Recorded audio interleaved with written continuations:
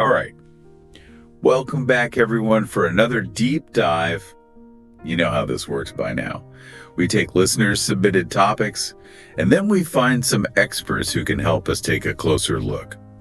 Today, we're talking success habits, and we have a great document here packed with insights. So it's kind of like having a cheat sheet for reaching your goals, and, well, I'm excited to dig in. Yeah, this document lays out how successful people approach their lives, It's really interesting that success can be so personal, but a lot of these habits that help people get there, they often have a lot in common. Yeah, that's what makes these deep dives so interesting to me. And this document jumps right into time management. I feel like that's something I could always use a little help with. Well, yeah, who couldn't, right? Exactly. I mean, the document quotes Benjamin Franklin here saying, "Lost time is never found again." Oh, yeah. That's a classic. But it's so true, Totally. There's a good reason why they say time is money, but it's more than that. Time is a finite resource. Yeah. Successful people, they don't just work harder, they work smarter. They use techniques like the Pomodoro technique. Have you heard of that one? Yeah. That's the one where you break your work down into like 25-minute chunks. Exactly. 25 minutes of focused work and then a short break. And you repeat that. Yeah. It helps you stay focused and avoid burnout. That makes sense. So instead of trying to run a marathon all at once, you're pacing yourself. Exactly. And this document, it brings up another big thing for time management. Prioritization. Figuring out what absolutely has to get done and putting your energy there first. You can't do everything at once. Yeah, that's true. The next habit they talk about in this document is goal setting, which, well, honestly, I kind of have a mixed relationship with that one. I'm a great dreamer, but sometimes actually tuning those dreams into plans, Yeah. not so much. I think a lot of people can relate to that. Probably right. Mm. But I like what they said here. A goal without a plan is just a wish. Yeah, and the document, it goes on to talk about setting SMART goals. Right. Specific, measurable, achievable, relevant, and time-bound. Exactly. Let's say your goal is to write a book. I mean, that's huge, right? Yeah. But if you break it down, let's say you set a SMART goal to write 500 words every day for 6 months. Yeah. It makes it a lot more manageable. Makes it way less scary, too. Definitely. It's like having a map instead of just wandering around hoping you get somewhere. Now, the next one, this one I know I'm not alone in. This is networking. I find that intimidating, but this document says, your network is your net worth. I mean, Yeah. Do you really think it's that crucial for success? It definitely can be. I mean, think about it. Every person you meet, they have their own unique knowledge and experiences. Networking is about, kind of tapping into that huge pool of information. Yeah. It's not just about, getting a business card from someone. It's about making real connections. Yeah. I actually met someone who ended up being a collaborator on our project just because we were both waiting in line for coffee at a conference. You really never know where a valuable connection might pop up. Oh, yeah, that's a good point. Yeah. It makes it feel less like you always have to be, selling yourself. Mm-hmm. Right. So the next habit, continuous learning, I really connected with this one. The document says, the only person you are destined to become is the person you decide to be. Yeah.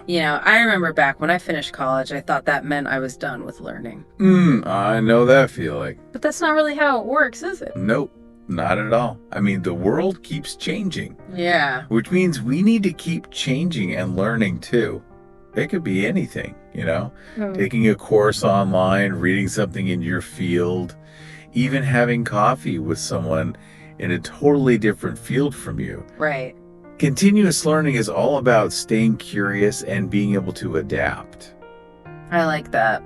So we've talked about time management, setting goals, networking, and continuously learning.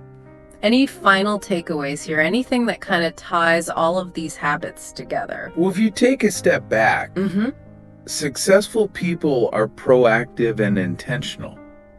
And like we were talking about before, they're adaptable. Mm. They aren't just reacting to things that happen. They're out there shaping their own circumstances. They understand that success is a journey, not a finish line. And they always want to improve how they do things. I love that. This has been super insightful. I'm already thinking about ways to try some of these. That Pomodoro technique especially, that one really stuck with me. Well, as you think about all these habits, ask yourself, which one really speaks to you right now? And what's one small thing you can do this week to start using it in your life? Because even small changes, if you do them consistently, they can lead to some pretty remarkable results. Absolutely. And for everyone listening, until next time, keep exploring, keep learning, and keep working on those success habits. We'll see you next time for another deep dive. All right, so someone sent us this really interesting stuff about success habits. It's wild how they've structured it like a whole podcast episode. It's almost like a blueprint. Yeah, definitely a unique approach. And that actually highlights something super important about success. Like we always hear about the practical steps, but this focuses on like the emotional side, mindset, resilience, the stuff beneath the surface. Totally. It's like anyone can tell you to wake up early and work out. But if you don't have the drive to actually do it, will you? That's where this whole foundation of success thing comes in, right? It's like step one, get your head in the game. Exactly. And they point out the science behind those small daily actions. Like it's not just about willpower, but how consistency rewires your brain. They call them atomic habits, which is a perfect way to put it. What's one tiny habit you're working on right now? Maybe work-related or fitness? Oh, good question. I've been trying to get back into meditation, even just for like 5 minutes some days. Perfect example. Those 5 minutes might seem small, but every time you do it, you're strengthening the neural pathways for focus and self-regulation. It's not just about being better at meditating, but about building a stronger foundation for handling stress, making decisions the whole 9 yards. Okay, that's way more motivating than just meditation is good for you. But I also know myself, I can get super excited about an idea and then life happens, I hit a snag and I'm back to square one. This source talks about mindset a lot, but how much of it is just positive thinking? How do you actually deal with setbacks? Oh, they go way beyond just thinking happy thoughts. It's about recognizing those limiting beliefs we all have, thinking about a recent challenge, maybe a project that didn't go as planned. What was the story you told yourself about why it happened? Well, there was this presentation I gave that kind of bombed. And I went down this rabbit hole of I'm just not good at public speaking, which is crazy because I've done tons of them. Classic. It's so easy to slip into those negative thoughts. This source suggests reframing failure as data. So instead of I'm bad at this, it's okay, what didn't work and what can I adjust next time? They also talk about surrounding yourself with the right people. Because misery loves company, right? Exactly. They call it choosing your circle of influence wisely. Think about it. If you're constantly around people who reinforce those negative beliefs, it's going to be way harder to climb out of that hole. But if you've got a supportive crew who can offer constructive feedback and remind you of your strengths, that's a game changer. So we're building this inner fortress of positive habits and awesome friends, but this source also dives into some very specific daily routines, and morning routines seem to be the superstar. Is there really some magic formula for starting your day right? Not magic, but definitely science. They talk about how those first few hours impact your cortisol levels, setting the tone for your energy and focus. But they go beyond the usual wake up early, drink lemon water stuff. They suggest tailoring your routine to your chronotype. Are you a night owl or an early bird? Recognizing that we don't all function the same way. Okay, that makes sense. I'm definitely not a morning person, so maybe my morning routine starts at 10 a.m. But what about all the time management techniques they mention? Honestly, I feel like I've tried them all and I still end up drowning in to-dos. Well, they do mention the Pomodoro technique, which you might have tried. But let's actually break down how it works. Instead of just saying, work for 25 minutes, then take a break, let's imagine applying it to a task you're struggling with right now. Okay, so let's say I'm writing a script for a complicated topic. I usually just sit down and try to power through it until I hit a wall. How would Pomodoro change that? First, you'd choose a very specific subtask within that script, maybe outlining the first act. Set a timer for 25 minutes and commit to only focusing on that outline. No email checking, no social media. When the timer goes off, take a 5-minute break, then repeat. The key is working with your natural attention cycles instead of fighting against them. I can see how that would be less overwhelming. It's almost like tricking your brain into staying on track. But even with the best routine and time management, there are still those days where you're just, ugh. How does the source address the motivation dips? That's where they bring in something I find really interesting, the power of gratitude and reflection. It might sound fluffy, but there's actual neuroscience behind how gratitude can shift your brain chemistry. Okay, I've heard about gratitude journals and stuff, but how does that translate to, say, getting motivated to tackle a mountain of work? Think of it like this. When you're stressed or feeling down, your brain is focused on what's wrong, what's lacking. Gratitude forces you to shift your focus to what's going right. They suggest a simple exercise. Every evening, write down 3 things you're grateful for, big or small. Could be a delicious meal, a supportive colleague, even just a sunny day.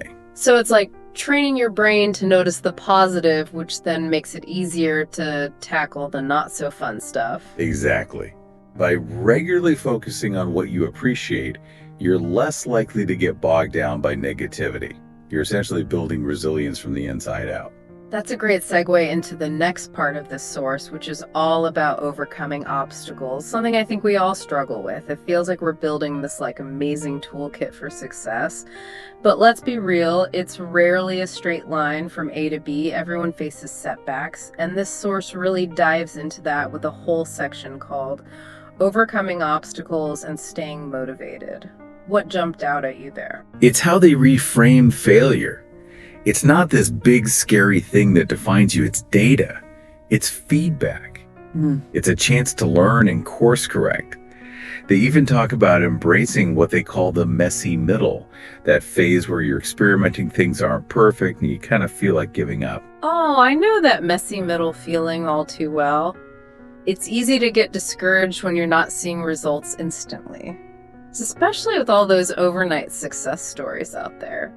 This source talks about the importance of personal stories, so I'm curious, any stories come to mind for you? Someone who embodies this idea of turning setbacks into fuel? Totally. Actually, they talk about J.K. Rowling, how her Harry Potter manuscript got rejected by tons of publishers. Can you imagine the self-doubt? But she kept going, and well, you know the rest. It's a good reminder that sometimes the things that make us want to quit are the things pushing us closer to a breakthrough. That's so inspiring, but sometimes it's not just our own inner critic, right? It's the people around us. This source doesn't shy away from the impact of negativity, which I think is important. We've all got those energy vampires in our lives. They actually call them emotional contagions, which is a great way to put it. They talk about creating boundaries with those people. Not being unkind, but protecting your own mental space. Yeah. And also about consciously seeking out people who uplift and inspire you.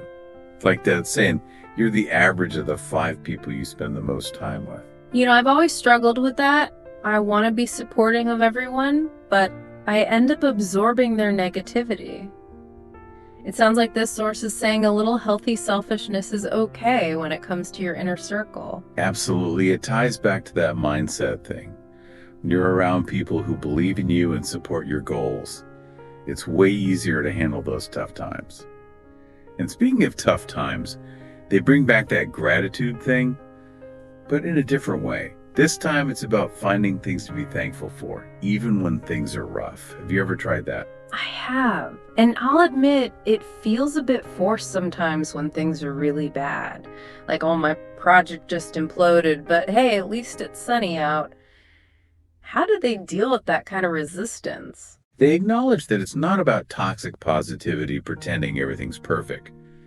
It's about shifting your focus to the good, even the small stuff. They even suggest this exercise. When you're facing a problem, instead of dwelling on the negative, ask yourself, what's one good thing that came from this? I like that. It's not denying the difficulty, it's looking for the lesson, the opportunity, maybe even the humor in it. It's like that saying, sometimes you win, sometimes you learn. Exactly. And it reinforces that resilience idea, that ability to bounce back even stronger from setbacks.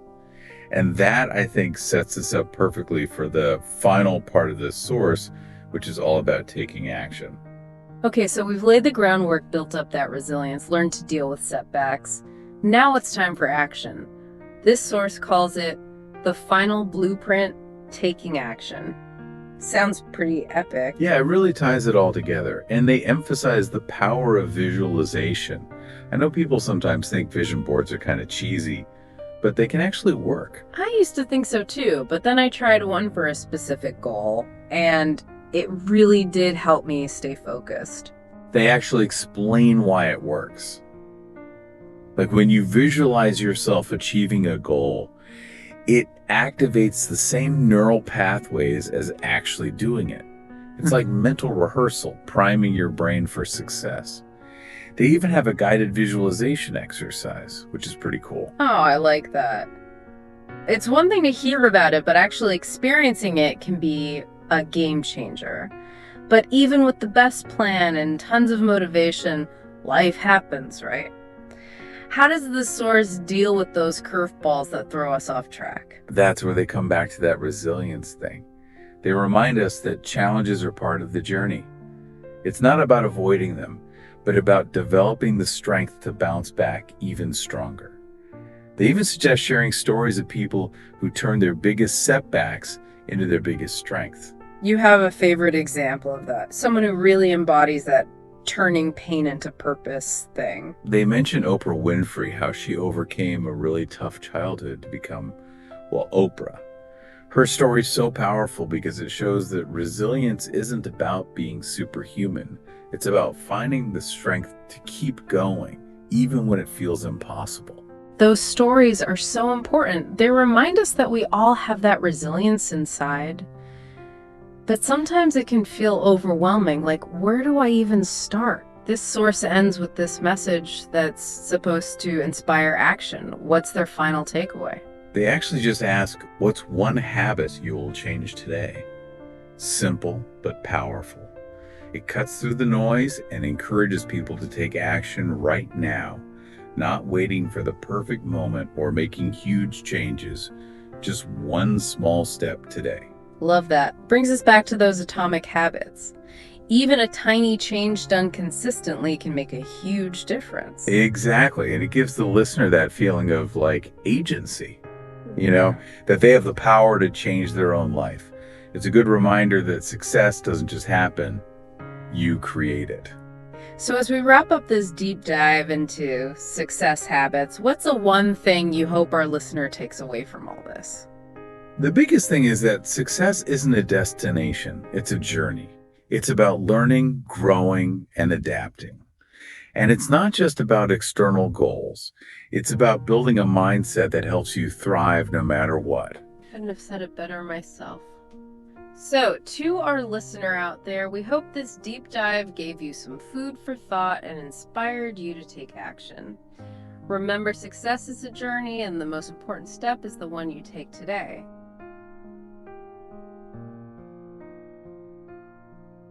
All right, everyone, welcome back.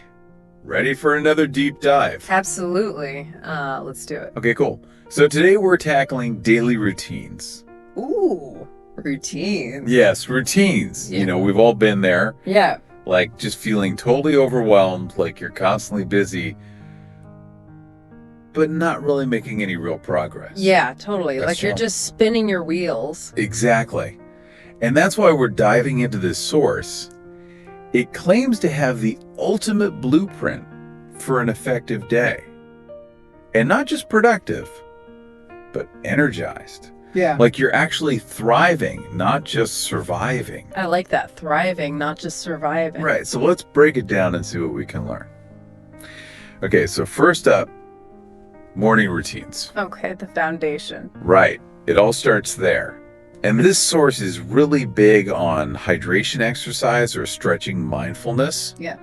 And of course, a healthy breakfast. Yeah, those are the classics for a reason. Right, they always say breakfast is the most important meal of the day. It's true, though. I mean, think about it. You wouldn't try to drive a car with an empty tank. Right.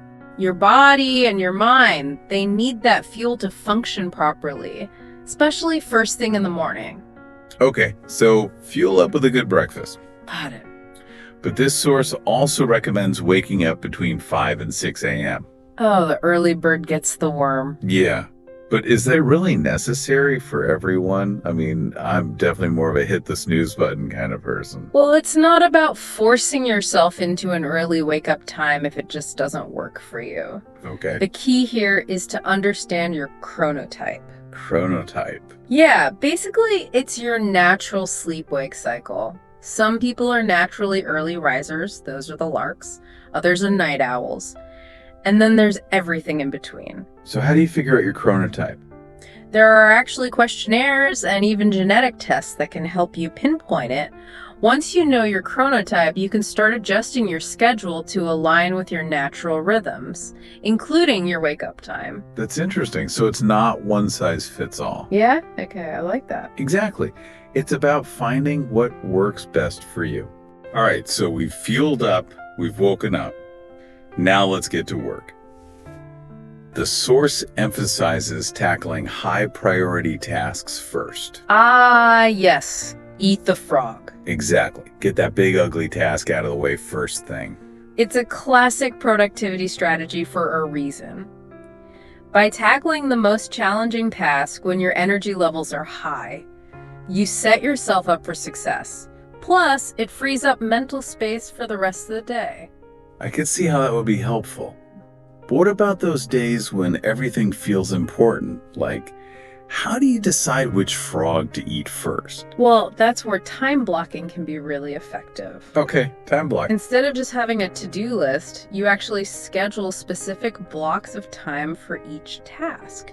It's like making appointments with yourself. Oh, I see. So you might block off 9 to 11 a.m. for that big report, then 11 to 12 for emails, and so on. So it's all about structure and planning ahead. Exactly. It helps you stay focused and avoid getting sidetracked, which can be a huge productivity killer. Right, because it's so easy to get distracted, especially with all the notifications and things. Exactly. Multitasking is a myth. Our brains are much more efficient when we focus on one thing at a time. Okay, so time blocking can help us stay focused. But what about breaks? This source is big on taking short breaks throughout the day. Oh, breaks are essential. Even just 5 or 10 minutes can make a world of difference. Really? I always feel like I need to just power through my work. I know it's tempting, but our brains actually need those little pauses to recharge. Think of it like a sprinter. They need those brief moments of rest to maintain their speed. Okay, that makes sense. So how should we spend our breaks? Just scrolling through social media? Ironically, that's one of the worst things you can do. The key is to disconnect from work completely. Oh, really? Get up, move around, step outside for some fresh air, maybe do a quick mindfulness exercise. I like all of this. Even just closing your eyes and focusing on your breath for a few minutes can do wonders. All right, so we've made it through the morning. We've tackled our frogs. We've taken our breaks. Time for lunch. Refueling time. This source recommends a healthy lunch, of course, but it also emphasizes the importance of movement. Even just a quick walk. Yeah. Getting your blood flowing after lunch can help combat that afternoon slump. The dreaded afternoon slump. It's real. but a little movement can help you stay energized and focused for the rest of the day. Okay, I'm all for that. But this source also mentions something interesting. Power naps. Ooh, power naps. I always thought those were just for like toddlers and grandparents. Not at all. A well-timed power nap can actually boost alertness, improve memory, even increase creativity. Seriously? There's a whole science to it. The ideal power nap is around 20 to 30 minutes. Ah. This keeps you in the lighter stages of sleep, so you wake up feeling refreshed, not groggy. Okay, I'm definitely going to try that. I could use some extra creativity. I think we all could. Okay, so we've powered through the day. We've had our lunch and our power nap. Now it's time to wind down. Ah, the evening routine. This source is all about relaxation, social connection, limiting screen time, and personal growth. All important ingredients for a fulfilling evening. Right? But I have to admit, my evenings are usually spent catching up on Netflix. I hear you. It's easy to get sucked into the screen. It is. But this source makes a good point about the importance of creating a calming evening routine for better sleep and just overall well-being. Absolutely. Think of it as setting the stage for a good night's rest, dimming the lights, taking a warm bath, reading a book. These activities signal to your body that it's time to wind down. Right. It's all about creating those cues. Exactly. And one more thing that can be really helpful for winding down: journaling or reflection. Okay, journaling. It's a great way to process your emotions and reflect on your day. You can ask yourself questions like, what went well today? Right. What could I have done differently? It's amazing what insights can emerge when you take the time to reflect. I can see how that would be helpful. Sometimes I just feel like I'm going through the motions. I get it. But journaling can help you step back and gain some perspective. Okay, so to wrap things up, we've covered a lot of ground today. We have. From morning routines to evening routines. And everything in between. We've talked about chronotypes, time blocking, power naps, and the importance of taking breaks and reflecting. It's all about finding what works best for you and creating a routine that supports your goals and your well-being. So true. And maybe instead of trying to overhaul our entire lives overnight, we should focus on making one small change at a time. Absolutely. Small steps lead to big changes. But what about you? What's one small change you're going to make to your routine? You know, I think I'm going to give those power naps a try. I'm with you on that one. All right, everyone. Thanks for joining us on this deep dive into daily routines. And remember, it's a journey, not a destination. So keep experimenting and keep learning. And most importantly, keep thriving. All right, that's it for today. We'll see you next time. See you, Di. Yeah. Hey, everyone. Welcome back. We're ready for another deep dive. Always excited to dig into some fascinating material. Today, we're tackling something I think we can all relate to. Failure. Ooh, yeah, that's a big one. It is. But instead of shying away from it, we're going to flip the script. We've got this transcript called Rising from Failure, the Key to Success. And it's packed with insights on how to turn those setbacks into, setups for something even better. I like that, setups. It sounds like this transcript is all about reframing our relationship with failure. Totally. Like, it's not about never failing, because let's be honest, who actually manages that? Right. It's more about changing our whole mindset around it. Exactly. And this transcript argues that failure isn't the opposite of success. It's actually a vital part of it. Almost like a stepping stone, not a roadblock then. Yeah. And it makes me think of Thomas Edison and all those attempts to create the light bulb. Oh yeah, the classic example. But it's not just the number of failures, right? It's how he approached them. He didn't just see them as dead ends. He meticulously documented every single attempt, analyzing what went wrong, and then systematically adjusting. Wow, that's serious dedication to the process. Right. And so what's so cool is that he actually viewed those failed attempts as discoveries. Like there's that famous quote, I haven't failed, I've just found 10,000 ways that won't work.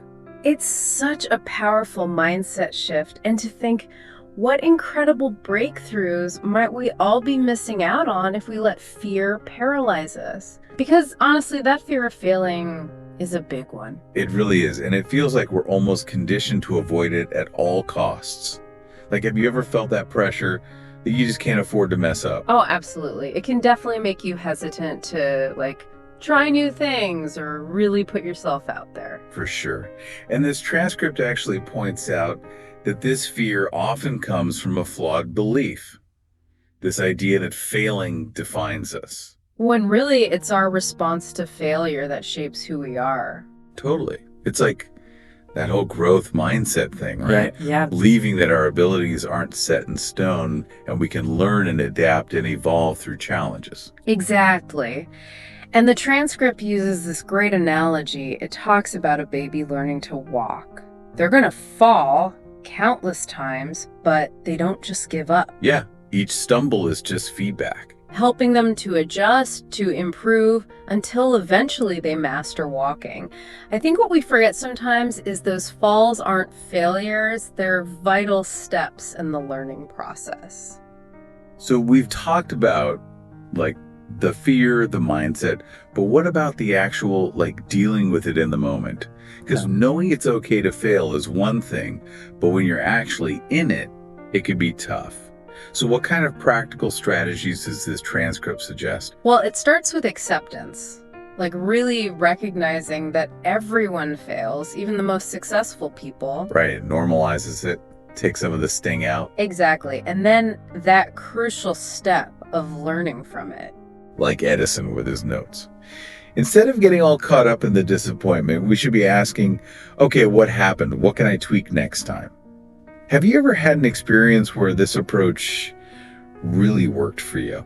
Oh, tons.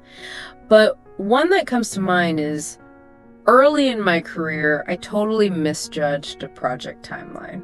Ended up missing a major deadline. It was not fun. Ugh, yeah, deadlines. But instead of just, dwelling on the mistake, I sat down and I really analyzed what went wrong, figured out where I miscalculated, and then I developed a whole new system for managing my time and resources. Turning that failure into a total upgrade, that's amazing. It was definitely a valuable lesson. And the transcript also talks about remembering your why. When you hit that roadblock, connect back to those initial goals. Why did you start this in the first place? Yes. And let that passion kind of fuel you forward. Such good advice. And let's not underestimate the power of a supportive community, too. Having those mentors, those inspiring stories, those people who genuinely believe in you, it can make all the difference. It creates an environment where you feel safe to take those risks. Knowing that even if you stumble, you've got a support system to help you get back up. So true. And to really show us that setbacks don't have to define us, this transcript includes some seriously inspiring stories. Get this, Walt Disney was fired from a newspaper job. And the reason? He supposedly lacked imagination and had no good ideas. Wow, talk about irony. Right. And then there's J.K. Rowling. Her Harry Potter manuscript was rejected, get this, 12 times before a publisher finally took it on. 12 times. Can you imagine having that much perseverance? It's amazing. I think these stories really underscore just how important that persistence is, especially when you're pursuing something creative, something that comes from deep inside you. So I'm curious, what passions are you holding back on, maybe out of fear of rejection? That's a great question for everyone listening. And to kind of sum it all up, the main takeaway here is that failure is going to happen, but it doesn't have to be a bad thing. It's how we rise for those falls that really shapes our path. Which brings us to another thought-provoking question to leave you with. What's one small step you can take, maybe inspired by what we talked about today, to start shifting your own perspective on failure? Yeah, could be anything. Maybe dusting off a project you put aside, or reaching out to a mentor for advice, or even just making a commitment to analyze those setbacks instead of just dwelling on them. Whatever it is, remember that every stumble is a chance to learn, a chance to adapt, and ultimately a chance to grow. So go out there and make some amazing mistakes. See you next time. Bye, everyone.